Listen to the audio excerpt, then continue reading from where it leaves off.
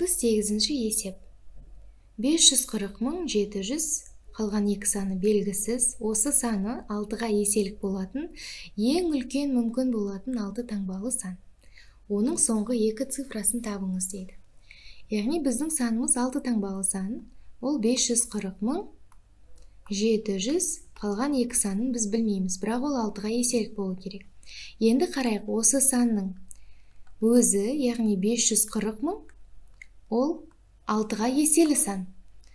Демек, біз тексеруіміз керек 796, 794, 798 және 792. Осы сандардың қайсысы 6-ға еселік және қайсысы ең үлкен екендігін табуымыз керек. Енді қарайық, 796 6-ға бөлінеді ма? Бөліп көрейік. 796 бөлінген 6.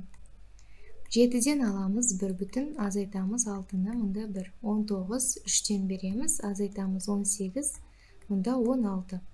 Мұнда қалдықпен шығады, демек 796, демек А нұсқасы бізге сай келмейді. Енді келесі нұсқаны тексеріп көрейік. 794-ті 6-ға бөліп көрейік. Азайтамыз 1-ден береміз, азайтамыз 6-ны. Мұнда 1, 19, 3, азайтамыз 18-ді, 1, 14. 14-те 6-ға бөлінбейді, демек 94-ті де алып тастаймыз. Енді 798-ді көрейік. 798 бөлінген 6.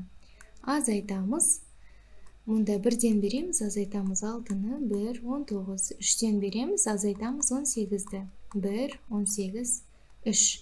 Демек 798 ол 6-ға бөлінеді. Енді 792-ні тексеріп те керек емес, ол да бөлінеді 6-ға, бірақ оны тексеріп керек емес. Неге? Өйткені бізге ең үлкен мүмкін болатын 6 таңбалы сан деп тұр. Яғни 798 ол 792-ден үлкен. Демек, осы нұсқалардың ішіндегі дұрысы ол С нұсқасы.